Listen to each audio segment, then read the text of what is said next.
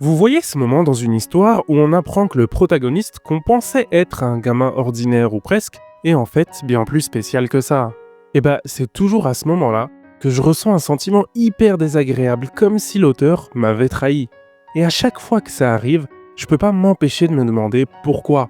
Pourquoi il a fait ça d'abord et puis aussi et surtout pourquoi est-ce que ça me dérange autant. Et si vous êtes comme moi, alors cette vidéo est faite pour vous.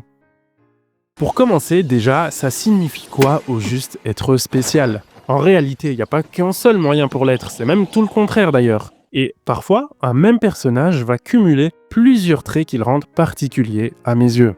Par exemple, un truc assez courant, c'est quand le protagoniste a des membres de sa famille, généralement ses parents, qui sont eux-mêmes déjà spéciaux. C'est-à-dire qu'ils ont une importance toute particulière dans l'univers de l'œuvre, soit parce qu'ils occupent ou ont occupé un rôle important, soit parce qu'ils ont accompli quelque chose de grandiose, qui leur a octroyé un statut quasi légendaire. Ce qui fait que nos protagonistes deviennent malgré eux des Nepo Babies, ou des fils d'eux si vous préférez. Donc oui, ils sont exceptionnels, mais surtout, ce sont des fils de personnages déjà exceptionnels. Maintenant, une autre façon de rendre son protagoniste spécial, c'est tout con, mais c'est de lui donner un pouvoir spécial. Soit parce qu'il est le seul de son univers à posséder un pouvoir, soit parce que le pouvoir qu'il possède est extraordinaire, même au sein de cet univers. Par exemple, si on est dans un univers où tout le monde peut contrôler de la magie, alors le protagoniste, lui, maîtrisera l'anti-magie qui lui permettrait d'annuler tout type de magie. Sinon, il y a aussi tout ce qui va concerner les persos avec des démons en eux. Comme c'est jamais un pouvoir très répandu dans l'œuvre, je considère aussi que ce sont des pouvoirs spéciaux. Ok, ça c'était l'entrée, histoire de vous mettre l'eau à la bouche, mais le plat principal, le truc qui fait qu'un protagoniste va devenir spécial, c'est quand l'auteur décide de faire de son personnage un élu. Il devient une sorte d'enfant prophétique avec une destinée particulièrement grande à accomplir. Du coup, c'est plus juste le gamin qui veut atteindre son rêve ou son objectif. Maintenant, il est devenu quelque chose de beaucoup plus important vis-à-vis de son propre univers. En fait, il est devenu celui qui est attendu. Donc il ne sauve plus le monde uniquement parce qu'il veut le faire. Il le sauve avant tout parce qu'il doit le faire. Et cette idée de destinée, en vrai, on peut aussi l'interpréter sous un autre angle. En plus de l'aspect prophétique qu'elle peut avoir, il y a aussi tout ce qui va relever de la réincarnation. Autrement dit, pour rendre son protagoniste spécial, un auteur peut simplement faire de lui la réincarnation d'une figure mythique du lore. Bon, je pense qu'on a bien exploré les gros axes qui peuvent rendre un protagoniste spécial. Si vous en voyez d'autres, n'hésitez pas à me le faire savoir en commentaire, mais en attendant, on peut passer à la suite et nous intéresser à notre première question. Pourquoi les auteurs font ça?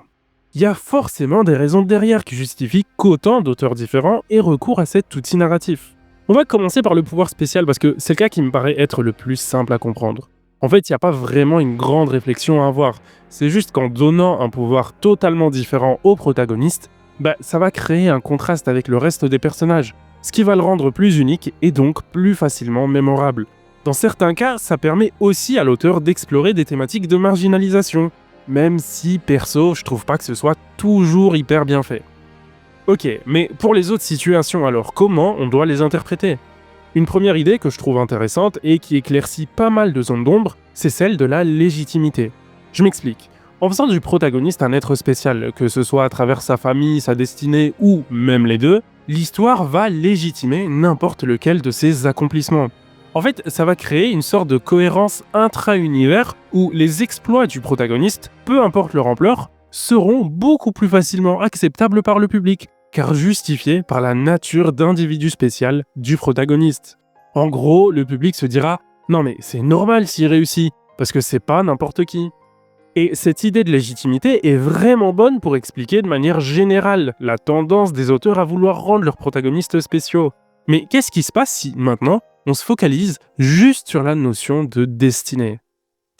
On peut se rendre compte d'une conséquence plutôt importante, à savoir l'élévation des enjeux dans l'histoire. Comme je disais tout à l'heure, il va y avoir un changement de prisme par rapport à l'objectif du protagoniste. Désormais, sauver le monde n'est plus quelque chose de personnel qu'il veut faire, mais une responsabilité qui lui incombe. Du coup, c'est plus vraiment un rêve, mais plutôt un devoir. Ce qui va naturellement ajouter une pression énorme sur ses épaules. C'est lui et personne d'autre qui doit accomplir cette tâche. Et des enjeux plus élevés, ça signifie aussi plus de tension. et donc généralement plus d'investissement émotionnel de la part du public. Sinon, pour ce qui est du côté Nepo Baby, les auteurs s'en servent parfois pour développer le protagoniste en utilisant justement ses relations avec sa famille, aussi bien à travers l'admiration que le conflit. Après, cette thématique reste quand même moins fréquente chez les protagonistes, on la retrouve plus souvent chez des personnages plus secondaires. Bon je pense qu'avec ça on est bon. On a compris pourquoi les auteurs faisaient constamment de leur protagoniste quelqu'un de spécial. Et a priori, on peut difficilement leur reprocher quoi que ce soit, vu qu'ils rendent leur histoire plus cohérente en légitimant les actions du personnage, en plus d'élever les enjeux.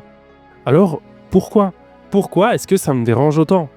Le premier truc que je dois clarifier, c'est qu'en vrai, ça me dérange pas toujours. Je veux dire, il y a des persos qui sont spéciaux d'une manière ou d'une autre et que je kiffe toujours autant. En fait, ce qui me dérange vraiment là-dedans, c'est plutôt l'incohérence qui se cache derrière tout ça. Pensez par exemple au cas de Naruto et de son rapport à la destinée. Au final, quel message on est censé retenir de ce fichu manga si le vécu du protagoniste n'est même pas en phase avec ses convictions? C'est bien beau de nous dire qu'il faut toujours combattre et ne jamais accepter son destin comme une fatalité. Mais c'est quoi la valeur réelle de ce message si Naruto lui-même n'est que le produit d'une destinée beaucoup plus grande? Alors oui, faire de lui une sorte de réincarnation d'Ashura, c'est pas totalement débile. Ça a permis à Kishimoto de renforcer l'idée du cycle de la haine et d'ajouter encore tout un tas de parallèles avec Sasuke. Mais le vrai problème, c'est que c'était absolument pas nécessaire, et ça contredit juste un des piliers fondamentaux sur lequel le manga s'est construit. Tout à l'heure, je disais aussi que faire de son protagoniste quelqu'un de spécial contribuait à légitimer ses actions. Et effectivement, ça aide. Mais le revers de la médaille, c'est que ça diminue aussi fortement le poids de n'importe lequel de ses accomplissements, vu que c'est normal s'il réussit, c'est pas n'importe qui. Et celui qui symbolise au mieux tout ça, c'est Luffy. Parce que le gamin d'East Blue qui rêvait de devenir roi des pirates avec son vieux fruit du démon, il n'existe plus. Maintenant, Luffy, c'est le fils de Dragon, le petit-fils de Garp, le frère d'Ace, l'élève de Riley, le disciple de Shanks, bref, la liste, elle est interminable. Et cerise sur le gâteau, son fruit du démon, c'est un des plus importants de l'univers de One Piece. Alors, il reste quoi, au juste, du gamin d'East Blue qui prenait la mer au chapitre 1? Bon, ceci étant dit, à mes yeux, Luffy restera quand même toujours la personnification même de la liberté. Il fait ce qu'il veut, quand il veut, parce qu'il le veut. Mais je trouvais cette idée d'autant plus forte qu'il n'était personne. Il n'avait rien à part ses rêves et ses convictions. Alors, au vu de ce qu'il est devenu, on peut logiquement se demander si son histoire, c'est pas juste la lubie d'un enfant privilégié. Au final, quelle place peut-on légitimement donner à son mérite? Et en posant cette question, on touche en réalité au cœur du problème. Le mérite et la méritocratie. C'est un système de pensée selon lequel tout le monde peut réussir dans la vie, à condition de fournir suffisamment d'efforts. Et c'est ce que des œuvres comme One Piece ou Naruto nous font croire à travers leurs protagonistes, en les présentant comme des rêveurs acharnés et persévérants, jusqu'au moment où on apprend qu'ils n'ont en fait rien d'ordinaire. C'est de là que naît ce sentiment si désagréable que je ressens à chaque fois. Ces histoires qui m'ont un temps fait rêver me rappellent à la dure réalité. La méritocratie n'existe pas, et si ces héros réussissent, c'est avant tout parce qu'ils sont spéciaux. Et je vous vois déjà me dire en commentaire que j'abuse parce qu'ils se sont entraînés dur pour en arriver là où ils en sont. Donc c'est qu'ils l'ont mérité. Mais justement, c'est ça le piège avec la méritocratie. En voyant que ces héros réussissent après avoir persévéré et travaillé dur, on se dit que tout le monde pourrait faire pareil, à condition de travailler autant. Mais penser ça, c'est ne pas prendre en compte les facteurs spéciaux qui contribuent tout autant, voire plus, à leur réussite. Or, ce sont ces mêmes facteurs spéciaux dont je parlais en début de vidéo, et ils sont pas accessibles à tout le monde. Ce sont de réels privilèges qui tendent à être invisibilisés pour ne pas briser ce mythe méritocratique. Mais faut bien se rendre à l'évidence, alors je vais le répéter une dernière fois, la méritocratie n'existe pas. Mais alors, est-ce que c'est pas une bonne chose de la part des auteurs de faire prendre conscience à leur public de l'existence de ces inégalités et des privilèges de certains? Ça pourrait, mais c'est jamais exploité comme tel. Luffy, par exemple, il est là justement en opposition aux inégalités de son monde. Tout ce qu'il trouve injuste, comme les dragons célestes, le gouvernement mondial ou encore les rois corrompus, il le combat. Mais à aucun moment, l'histoire ne va lui faire assumer son propre statut de privilégié. Même chose pour Naruto d'ailleurs, même si son cas est encore un peu différent vu que l'histoire nous le présente carrément comme un marginalisé qui a réussi à s'en sortir, alors qu'à bien des égards il a profité de sacrés avantages. Et toutes ces petites contradictions qui s'accumulent l'une sur l'autre sont ce qui fait naître en moi ce fameux sentiment de malaise. En fait, je reprocherai jamais à une œuvre d'avoir un protagoniste spécial si c'est nécessaire au message que l'histoire veut transmettre. Mais je déplorerai toujours les auteurs qui ne l'assument pas pleinement et jouent sur une certaine ambiguïté par facilité scénaristique ou pour davantage plaire au public. En fin de compte, je trouve quand même ce phénomène hyper intéressant à analyser parce que, d'une part, il montre bien que la méritocratie n'a pas lieu d'être. Mais d'autre part, je peux pas m'empêcher de regretter que ce genre d'histoire ne puisse plus efficacement nous faire rêver. Alors maintenant, je m'interroge sur le rôle que doit remplir l'art. Est-ce qu'il est là pour éduquer et transmettre du savoir ou pour faire rêver et transmettre des émotions? L'art doit-il se contenter de montrer les problèmes du monde ou nous faire croire qu'on pourra un jour les régler? Ouais, je sais. Je suis chiant avec mes questions, mais si vous avez des idées de réponses, n'hésitez pas à les partager en commentaire. Je serais curieux d'en débattre avec vous.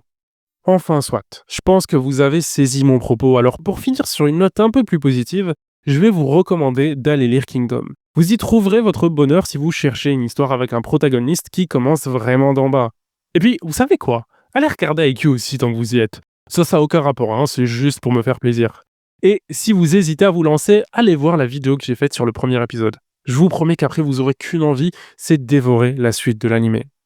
Bref, si vous avez kiffé cette vidéo, un petit like, un petit commentaire, ça fait toujours plaisir. Merci d'avoir regardé.